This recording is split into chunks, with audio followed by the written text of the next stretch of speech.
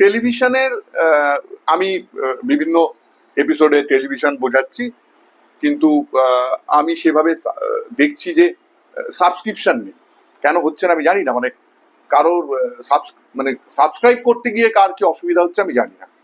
আমি আবার বলছি, তোমরা রিচেক করে নিতে পারো, টেলিভিশন রাইটিং সংক্রান্ত কোনো বই নেই, কোনো পত্রপত্রিকায় টেলিভিশন রাইটিং সংক্রান্ত বিষয় নিয়ে লেখা হয় না, এবং কোনো ইউটিউব চ্যানেলে কোথাও টেলিভিশন রাইটিং শেখানো হয় না, এবং কোনো একাডেমিতেও সেইভাবে আমি টেলিভিশন রাইটিং শেখাতে দেখিনি কাউকে। মূলত টেলিভিশন রাইটাররা যথেষ্ট ব্যস্ত থাকেন, তারা সেই সময়টা দিতে পারেন না, বা আরো অন্যান্য তাদের সমস্যা থাকতে পারে। কিন্তু এটা আমি জানি, আমার স্টুডেন্টরাও বারবার করে বলে যে স্যার টেলিভিশনের লেখা আমরা কোথাও শিখতে পারি না। তো এইখানে তোমরা সেই সুযোগটা পাচ্ছ, সুযোগটা নেবে কি না সেটা তোমাদের ব্যাপার। সুযোগটা নিতে গেলে চ্যানেলটা সাবস্ক্রাইব করতে হবে, সুযোগটা নিতে গেলে চ্যানেলটাকে দেখতে হবে রেগুলারলি, শেয়ার করতে হবে, লাইক করতে হবে। তো আমি টেলিভিশনের গল্পের স্ট্রাকচার নিয়ে আসছিলাম, গল্পের স্ট্রাকচার এবং গল্পের গ্রাফ মূলত কেমন হয় সেটা নিয়ে আমি গত ভিডিওতে বুঝিয়েছি। প্রতিনিয়ত প্রোটাগনিস্টের লড়াই, তার বিরুদ্ধে গড়ে ওঠা থ্রেট, সেই থ্রেটকে পার করে প্রোটাগনিস্টের এগিয়ে চলা, ফাইনালি গিয়ে প্রোটাগনিস্টের জেতা, এবং আবার নতুন থ্রেটের জন্ম, নতুন থ্রেটের উদ্ভব। এই হচ্ছে মূলত গল্প বলার প্রক্রিয়া। এইখানে আর একটা জরুরি জিনিস আছে, যেটাকে আমরা বলি promise of the story. Promise কি? মনে করো তোমার প্রোটাগনিস্টের গল্পটা একটা স্বপ্ন নিয়ে শুরু হয়েছে। যেমন আমি একটা সিরিয়াল লিখতাম, সেই সিরিয়ালটায় আমার প্রোটাগনিস্টের স্বপ্ন ছিল সে একদিন আইপিএস অফিসার হবে, কিন্তু ঘটনাচক্রে দেখা গেল তার একটা অতি সাধারণ ঘরে বিয়ে হয়ে গেল।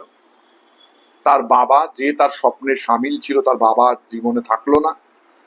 যার সাথে তার বিয়ে হলো সে খুব একটা পড়াশোনা জানে না, তার শাশুড়ি প্রচন্ড স্ট্রিক্ট, তিনিও পড়াশোনা জানেন না।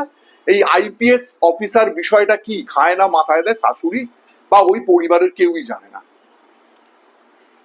অথচ আমার হিরোইনের স্বপ্ন হচ্ছে আইপিএস অফিসার হবে। মাথায় রাখতে হবে, তার জীবনে যতই জটিলতা আসুক, যতই বাধা আসুক, যতই সমস্যা আসুক, ফাইনালি তুমি যে প্রমিসটা নিয়ে গল্পটা শুরু করেছিলে, অর্থাৎ তোমার হিরোইন আইপিএস অফিসার হতে চায়, সেই প্রমিসটা থেকে কিন্তু কখনোই সরে গেলে চলবে না। এটা কিন্তু টেলিভিশনের একটা হার্ড অ্যান্ড ফাস্ট রুল।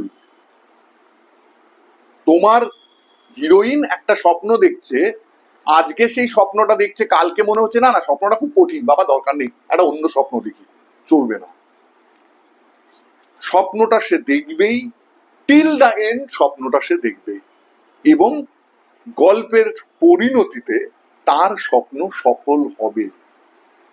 সফল হওয়ার পর তুমি গল্প আর এগিয়ে নিয়ে যেতে পারো, আরো বিপত্তি আসতে পারে, নতুন নতুন বিপদ আসতে পারে, বাট এই স্বপ্নের হাত কখনো না ছাড়া এবং স্বপ্নকে কোনো না কোনো দিন সফল করা, এটাকেই বলে প্রমিস অফ দ্য স্টোরি। রাইটারকে মাথায় রাখতে হবে, সে কোনো পরিস্থিতিতেই তার গল্পের প্রমিস ভুলে যাবে না।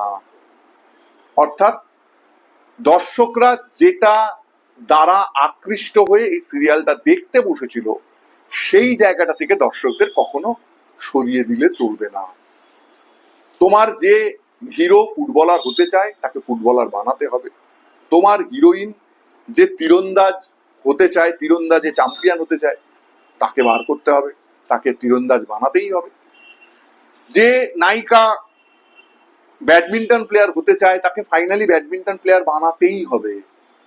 এই প্রমিসটা টেলিভিশনের জন্য খুব জরুরি।